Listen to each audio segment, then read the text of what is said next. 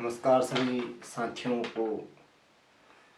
मैं चंदन सिंह लटवाला आज फिर आपके सामने एक नई जानकारी लेकर आया हूँ।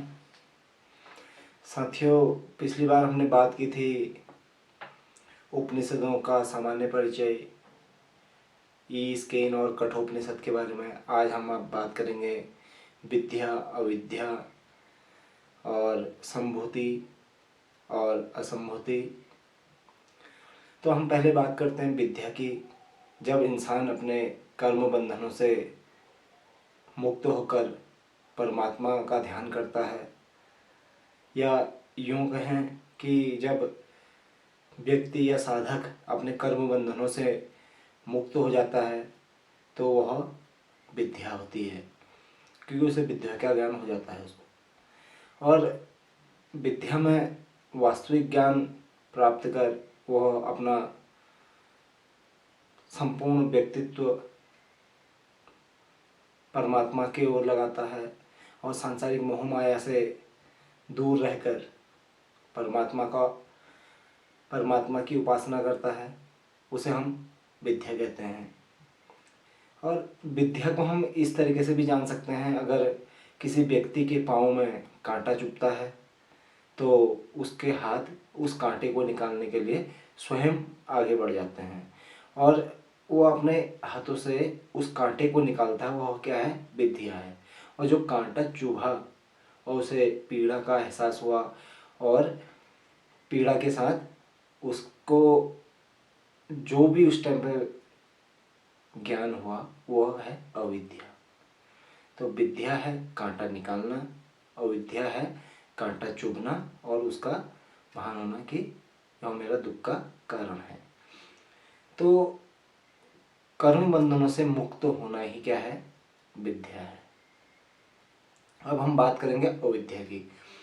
जब हम अपने कर्म बंधनों में लिप्त रहते हैं या जकड़े रहते हैं, या हम सांसारिक मोह माया में फंसे रहते हैं, या अपनी भोग विलास की जिंदगी में डूबे रहते हैं, वो क्या है? अविद्या। जब हम अविद्या में डूबे रहते हैं तो हमें संसार जगत भी क्या लगता है? सत्य, जबकि यह क्या है? असत्य है। क्योंकि सत्य क्या है?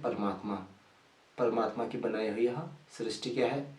एक सांसारिक मोह माया में फंसाने वाली या जकड़ने वाली क्या है? प्रकृति कहेंगे इसको। प्रकृति हमें सांसारिक मोह माया में जकड़े रहती है। अगर नहीं कर पाएंगे जहाँ पर हम परमात्मा के ध्यान और इन्हीं चीज़ों में जकड़े रहेंगे, वो है अविद्या। और एक चीज़ और है इसमें, अविद्या में जब व्यक्ति संसार को अनेक रूपों में देखता है, उसे संसार का नित्य रूप नहीं दिख पाता है। संसार का अनित्य रूप ही उसको नित्य लगता है, या यूँ कहें नित्य को अनित्य समझने लग जाता है, अनित्य को नित्य समझने लग जाता है। यह भी क्या है? अविद्या की स्थिति है और इसको अविद्या कहेंगे। और विद्या में क्या कहेंगे? जब वो उसे ज्ञान की प्राप्ति हो जाती है, जब वो सांसारिक मोह माया से विरक्त होकर एक परमात्मा की उपासना करता है, तब उसे विद्या कहते हैं।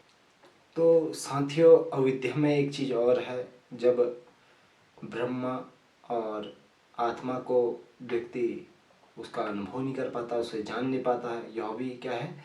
अविद्या की एक स्थिति है। तो ब्रह्मा को जानना और अपने स्वरूप को जानना, आत्मा को जानना, यह है विद्या। संभूति शब्द और असंभूति शब्द, ये दो आज हमारे एक विषय और हैं, जिसमें संभूति का अर्थ होता है निर्माण करना और असंभूति का अर्थ होता है विनाश करना। संभूति उस परमात्मा ने इस सृष्टि की रचना की है और इस सृष्टि की रचना करते करते उसने पेड़ पौध, पशु पक्षी, जीव जंतु, नर और साथ ही जो हम जीव हैं, हमें 5 ज्ञानेंद्रियाँ दी हैं, कामेंद्रियाँ दी हैं, तन्मात्राएँ दी हैं, महत तत्व दिया है, अहंकार दिया है। ये सब क्या आते हैं? हमारे संभूति में आते हैं।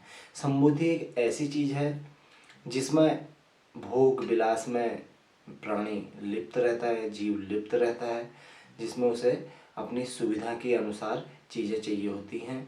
और असंभूति में भोग विलास की जगह वहाँ पर सत्व रज और तम 3 तत्व होते हैं।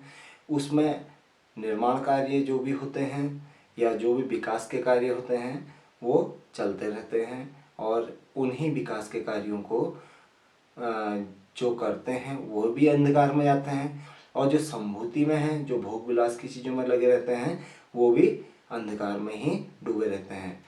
किंतु असंभूति वाले थोड़ा कम अंधकार में डूबे रहते हैं, और संभूति वाले कुछ ज़्यादा अहंकार में या अविद्या की स्थिति में रहते हैं।